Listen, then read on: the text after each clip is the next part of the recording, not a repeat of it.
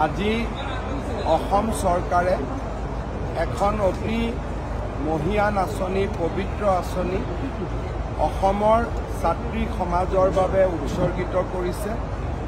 নিযুত মইনা আঁচনিৰ জৰিয়তে 1,59,000 গৰাকী ছাত্ৰীয়ে মাহিলী বৃত্তি পাবলৈ সক্ষম হ'ব।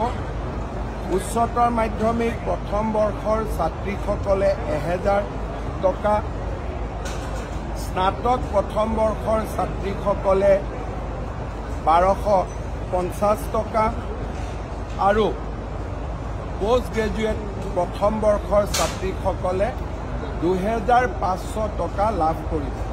প্ৰতি মাহৰ 11 তাৰিখে বেংক একাউণ্টত এই পুঁজি হস্তান্তৰিত কৰা হ'ব।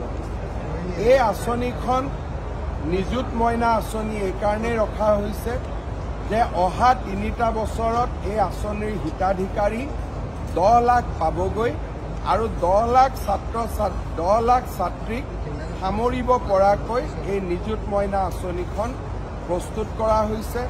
সমগ্ৰ অসমতে আজি ছাত্ৰীসকলে বিভিন্ন সমষ্টিত পতা অনুষ্ঠানসমূহত উপস্থিত আছে। উৎসাহ আৰু উদ্দীপনা। মই ভাবোঁ এই আঁচনিখনে অসমত বাল্য বিবাহ ৰোধ কৰাৰ ক্ষেত্ৰত এক বিশেষ ভূমিকা পালন কৰিব।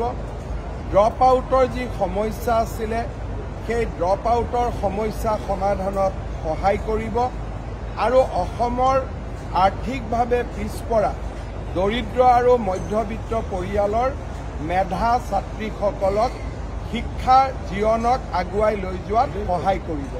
মই শিক্ষামন্ত্ৰী ৰণোজ পেগু আৰু শিক্ষা বিভাগক এনে এখন সুন্দৰ আঁচনি অসমৰ শিক্ষা জগতলৈ উপহাৰ দিয়াৰ বাবে ধন্যবাদ আৰু অভিনন্দন জনাইছোঁ।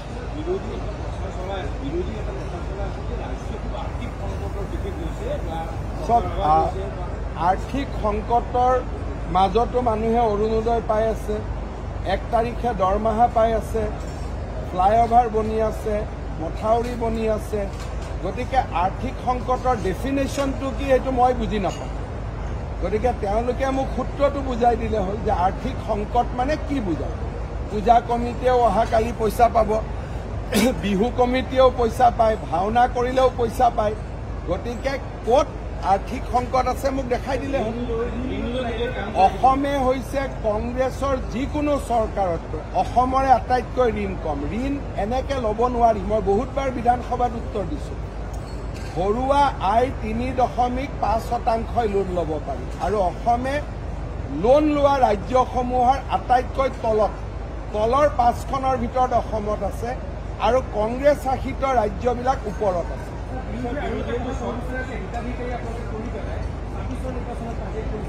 আপোনালোকে এই ছাত্ৰীসকলক যিমানেই হিতাধিকাৰী বুলি ক'ব সিমানেই মেডিয়াক বেয়া পাব। আপোনালোকৰ টিভি পেপাৰ নপঢ়া হ'ব। কাৰণ হিতাধিকাৰীৰ সংখ্যা আপোনালোকৰ ভাষাত এতিয়াতো বহুত বেছি হৈ গ'ল। অৰুণোদয় 40 লাখ, নিযুত মইনা 1.5 লাখ, 2 লাখ, স্কুটি প্ৰায় 60,000।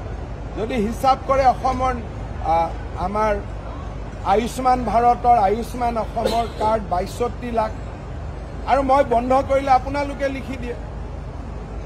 যদি হিতাধিকাৰী কোনোবা এটা মাহত পইচা নাপায় সেইটো নিউজটো আপোনালোকে কৰি দিয়ে। চৰকাৰ তেওঁলোকে য'ত বনাই থাকক। বৰ্তমান ৰাইজৰ কাৰণে কৰিবলগীয়া মোৰ আৰু বহুত কাম আছে। আজি কংগ্ৰেছক সুধিব তেওঁলোকে যেতিয়া 2008, 9, 10, 11 মনমোহন সিঙে বিভিন্ন ভাষাক ধ্ৰুপদী ভাষাৰ আখ্যা দি আছিলে তেতিয়া কংগ্ৰেছে প্ৰতিবাদ কিয় নকৰিলে যে অসমীয়াকো দিয়ক বুলি। আজি কংগ্ৰেছৰ দিনত চৰাইদেউ মৈদাম কিয় বিশ্ব ঐতিহ্য ক্ষেত্ৰ নহ'ল। আজি কংগ্ৰেছৰ দিনত অসমত গামোচা বাহিৰৰ পৰা অহা কিয় বন্ধ নহ'ল। আজি কংগ্ৰেছৰ দিনত ইউনিভাৰ্চেল হেল্থ ইঞ্চুৰেঞ্চ কিয় নহ'ল। গতিকে কংগ্ৰেছৰ হাতত এতিয়া কোনো অস্ত্ৰও নাই, কোনো ইছ্যুও নাই। ৰাতিপুৱা গধূলি মোক অলপ গালি গালাজ কৰি থাকিব, তাৰ বাদে একো নাই।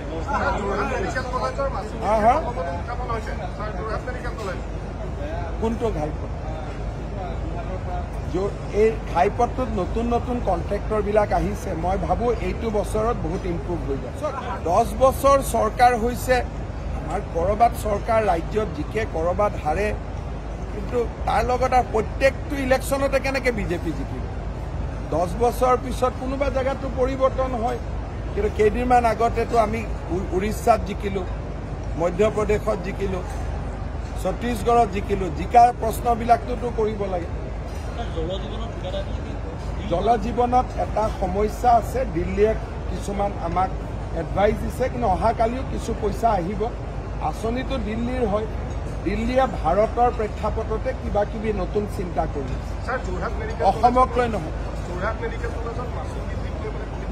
মই তেওঁলোকক হাক দিছোঁ যে ইমানকৈ মাচুল বৃদ্ধিৰ সিদ্ধান্তটো গভৰ্ণমেণ্টে নকৰে মেডিকেল কলেজে কৰে মই মেডিকেল কলেজক কৈছোঁ যে ইমান বৃদ্ধি নকৰিব মানুহে সৰ্বসাধাৰণ মানুহে দিব নোৱাৰিব তেওঁলোকৰ যুক্তিটো হ'ল যে কাৰ্ডতটো বিনা পইচাতে হৈ যায় দুখীয়া আৰু মধ্যবিত্ত মানুহখিনিয়ে গতিকে মাচুল বৃদ্ধিটো এটা নোচনেল কথা কাৰ্ডতে সকলো সুবিধা পায়েই তথাপিতো মই কৈছোঁ যে অপিডিত পেচেণ্ট থাকে যোনে কাৰ্ডৰ সুবিধা ল'ব নোৱাৰে গতিকে অলপমান আপোনালোকে ৰাইজৰ লগত আলোচনা কৰিহে মাচুলটো বৃদ্ধি কৰিব